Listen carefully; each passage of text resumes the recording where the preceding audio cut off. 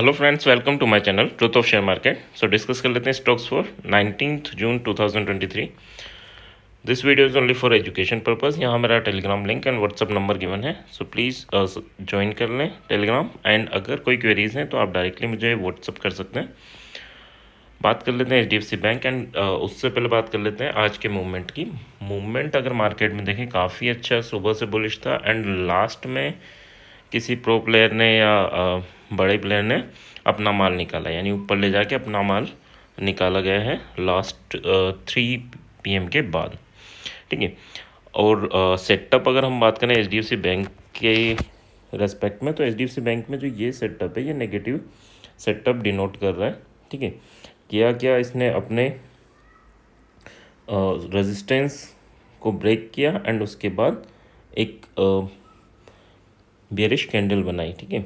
तो अब ओवरऑल यहाँ पर अगर देखें तो थोड़ा सा बेरिश है। जब तक लेवल ब्रेक नहीं हो जाता 1609 ब्रेक नहीं हो जाता तब तक हमें बुलिश होने की ज़रूरत नहीं है। और यहाँ पर थोड़ा कंसोलिडेशन होना चाहिए।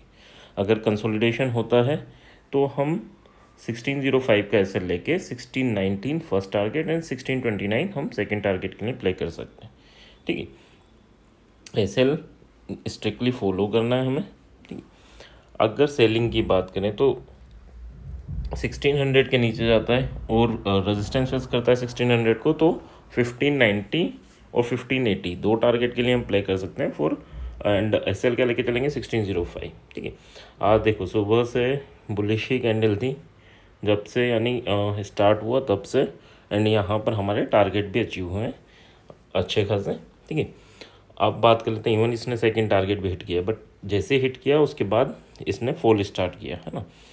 तो HDFC काफ़ी अच्छा इसमें कहाँ कहाँ ट्रेड बन रही थी, कहाँ कहाँ नहीं बन रही थी, है ना। तो यहाँ जैसे इसने ब्रेकआउट दिया उसके बाद ये ग्रीनिश कैंडल, और इस ग्रीनिश कैंडल के बाद आप एंट्री ले सकते थे क्योंकि इसके जस्ट ऊपर चला गया था मार्केट, है ना।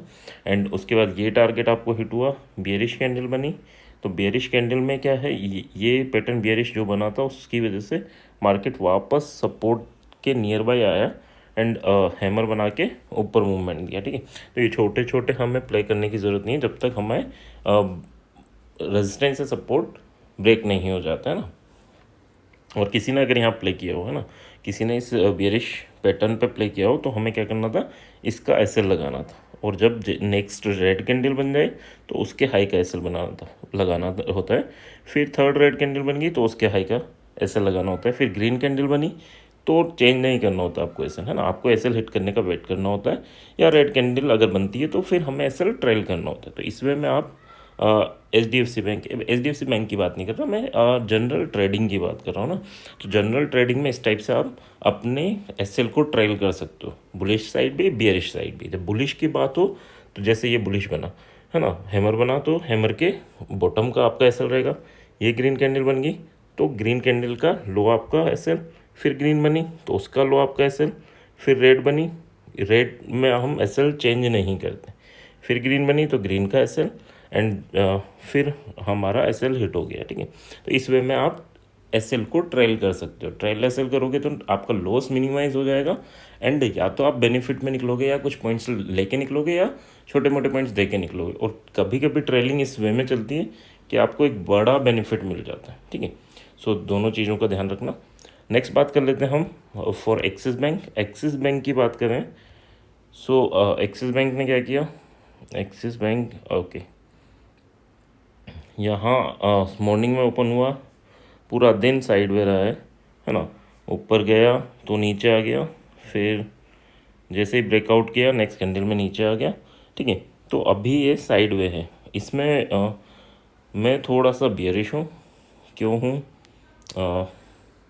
क्योंकि एक ब्लॉक डील की न्यूज़ थी एंड ब्लॉक डील के बाद इसमें क्या हुआ कि इसमें प्रीमियम तो पुट की साइड बढ़े, बट हाँ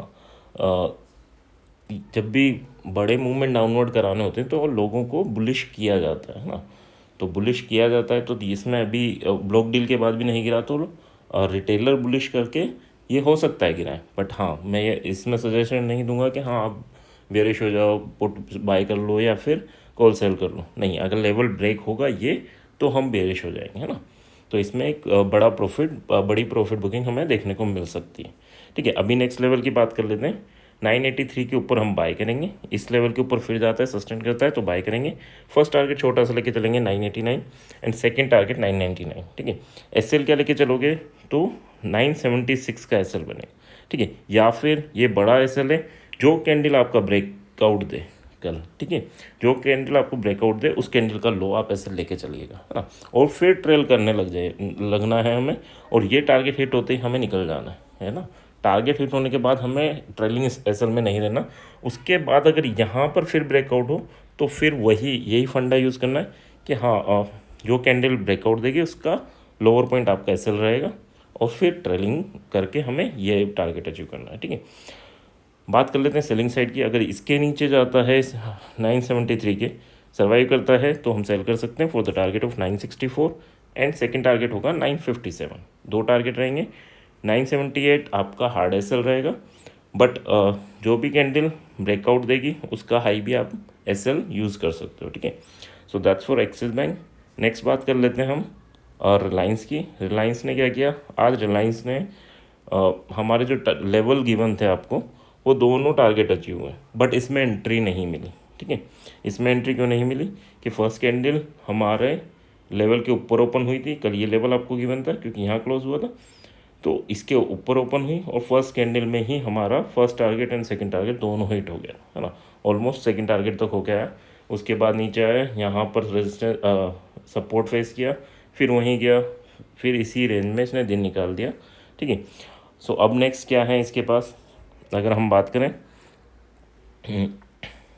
अगर 2577 के ऊपर कल फिर सर्वाइव होता है तो हमें 2589 एंड 2606 ये दो टारगेट अपवर्ड डायरेक्शन में देखने को मिल सकते हैं।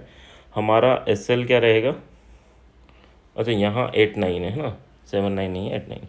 हमारा एसएल क्या रहेगा, तो हमारा एसएल 2570 रहेगा। ठीक है, 7 पॉइंट का एसएल रहेगा।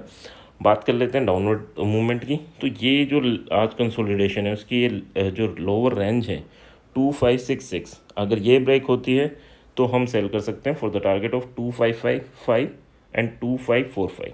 ठीक है, यहाँ एसएल क्या रहेगा, 2573 का यहाँ एसएल रहेगा आपका। ठीक है, नेक्स्ट अगर हम बात करते हैं, so that is SBI. SBI में भी क्या है, ये नेगेटिव इंडिकेशन है ना, ये अच्छा खासा नेगेटिव इंडिकेशन है क्योंकि छोटा प्लेयर इतना बड़ा अमाउंट नहीं निकाल सकता। ठीक है, तो हो सकता है क्या चल रहा है मार्केट में कोई नहीं जानता, बट हाँ थोड़ा कल सब बेयरिश हो गए थे, और अगर इनको बड़े प्लेयर को माल सेल करना भी होता है तो वो चाहते हैं आप बुलिश रहो, है ना, या आप बुलिश टू साइड में रहो ताकि आप माल खरीदते रहो उनसे, है ना। तो उनको जो माल सस्ते में बेचने की जगह वो महंगे में हम या रिटेलर्स को चिपका देते हैं। ठीक है, सो अभी बात कर लेते हैं कि बट हमें कम्प्लीटली बेरिश कम्प्लीटली बुलिश होना ही नहीं है, हमें लेवल देखने, ये लेवल एंड ये लेवल माइंड में लेके चलना होता है ना। 572 के ऊपर जाता है, इसके ऊपर फिर सर्वाइव करता है, फिर हम बाय करेंगे for the target of 577 and 583। ठीक है, एसएल क्या लेके चलेंगे, 570 का एसएल, 2 पॉइंट का एसएल हमें लेके चलना है। ठीक है, एंड अगर नीचे वाला लेवल ब्रेक होता है और ये सस्टेन करता है तो केवल 1 पॉइंट का एसएल लेना है आपको, 570, है ना। 570 जो आज की क्लोजिंग है वो एसएल लेके चलना है, और उसके बाद हमें 565 के टारगेट और 561 के टारगेट के लिए प्ले करना है। ठीक है, okay, so that's SBI. Next बात कर लेते हैं हम टाटा मोटर। टाटा मोटर की बात करें तो टाटा मोटर ने लेवल को, यहाँ कल क्लोज हुआ था, पहली कैंडल में ऊपर गया और सेकंड कैंडल में वापस नीचे आ गया, थोड़ा बियरिश पैटर्न है। ठीक है, बियरिश पैटर्न के बाद इसने यहाँ से हमारे सपोर्ट तक, यानी यही लेवल आपको कल गिवन थे, वहाँ से सपोर्ट तक आया एंड सपोर्ट के बाद वापस रेजिस्टेंस तक, यानी जिस रेंज की बात है उसी रेंज में घूमता रहा, है ना। हो सकता है कुछ लोग यहाँ पर सेल करके यहाँ प्रॉफिट बुक कर सकते थे क्योंकि ये सपोर्ट और रेजिस्टेंस थे, तो सपोर्ट पे बाय करके रेजिस्टेंस पे सेल कर सकते थे और रेजिस्टेंस पे सेल करके सपोर्ट पे निकल सकते थे। बट हाँ, ये इतने बड़े टारगेट नहीं थे, है ना, तो अवॉइड कर सकते हैं। बट हाँ, इस पैटर्न को आप यूज़ करा करो। ठीक है, इस पैटर्न को यूज़ करा करो, ये पैटर्न दिन में 1-2 बार बनता हुआ दिखेगा एंड ये काफ़ी यूज़फुल होता है ना, तो ये वर्क करता है ना। या तो आपका छोटा सा एसएल लेके जाएगा या फिर आपको अच्छा टारगेट देके जाता है। ठीक है, सो दैट्स फॉर टाटा।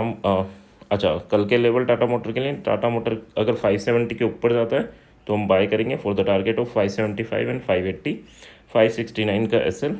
566 के नीचे जाता है तो हम सेल करेंगे 561 एंड 557 के लिए।